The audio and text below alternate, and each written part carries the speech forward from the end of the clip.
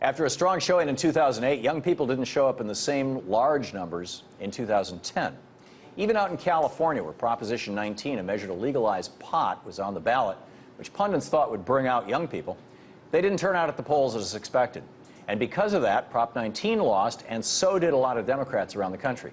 So what does it take to get young people motivated and out to the polls? Has the Obama White House, which owed their victory in 2008 in large part to America's young voters, lost that base forever? Joining me in the studio to discuss the role of the youth vote in yesterday's elections is Sarah Hale-Merriam, Communications and Outreach Associate at Campus Progress, part of the Center for American Progress. Sarah, thanks for coming in. Thank you so much for having me, Tom. Great to have you here with us. The youth vote, what happened this time? So, I think the youth vote and young people in general are just a complicated demographic, and people keep on speculating as to where they are, where did they go. Young people are looking for jobs. Young people are working in their communities. Young people are, there was several protests in California earlier this year against tuition hikes. There's a handful of young people who walked from Florida to D.C.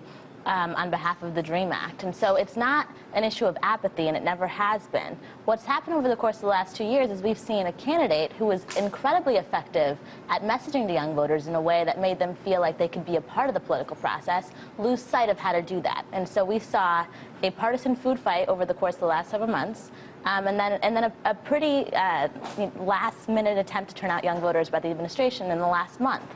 So when young people are treated like an afterthought on Election Day, they came out as an afterthought, and it's a demographic that progressives should be reaching out to much more significantly. Yeah, and the administration. Yeah. I mean, absolutely. It seems that President Obama, he actually did something really good for young people, for students anyway, in this country. He took out of the hands of the big banks this multi-billion-dollar industry, business of doing student loans. Yeah. So it's no longer a giant profit center for them. It makes it arguably easier for people to get student loans, and they're going to cost less. Now that they're in the hands of government, you've got basically, very small overhead of administration as opposed to all the profits that the banks were taking out. My guess is that the majority of young people don't even know that that was done. Mm-hmm. Is this a failure on the part of the Obama administration and Democrats in Congress, but in particular the Obama administration, since they have the bully pulpit?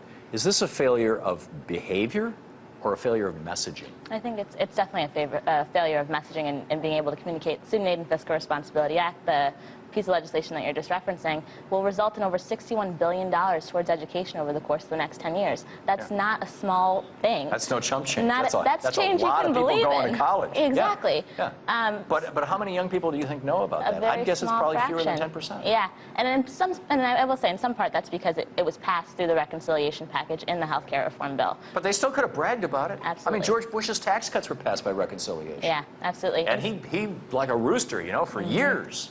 I will say, the president today in his remarks and his press conference talked about process being an issue. Yeah. And I think that that's right, but I worry that he thinks of process in terms of compromising. In actuality, what he promised young people specifically was that they'd be a part of the process as opposed to victims of it. And so we saw with healthcare reform, with SAFRA, with financial reform, young people weren't made to feel a part of the process, and they weren't made to, or given an opportunity to have ownership over these legislative successes. So at the end of the day, while the ends may have justified the means feel less accessible as a consequence of them being backroom deals and very much just completely removed from conversations that are taking place on campuses and communities across the country.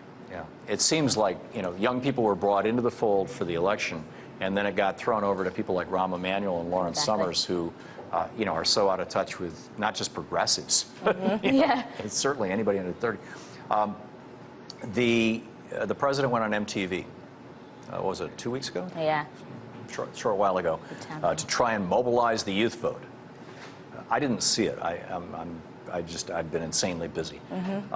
I'm guessing you did. I did. Your thoughts on that, and how that might be, in the minute we have left here, how that might be emblematic of the problem that this president or this White House has had. That's a great way of putting it. I was very disappointed with the MTV town hall segment. The president didn't respond to any of the questions that were being asked in the room, and you had these young people asking substantive questions about the state of policy. Why haven't you passed Don't Ask, Don't Tell? When are you going to pass the DREAM Act? And instead, the president responded on the merits of the policy and the substance of the policy. This is an incredibly progressive generation. You don't need to convince us that these steps, that these moves, that these pieces of legislation are good ideas. You need to give us a means of being able to impact them. So even today, during the press conference, we're seeing that I think what was the lesson of 2010, which was very much a matter of giving the American people ownership over these things that they already want, they voted for it in 2008, and making them feel like they have a way of impacting those things, was lost in this administration. You saw that today when, again, he's talking about process in the sense of, you know, yeah. compromising. I got it. Well said, Sarah. Sarah, thanks so much for dropping on. Thank you so much for having me. Nice to see you.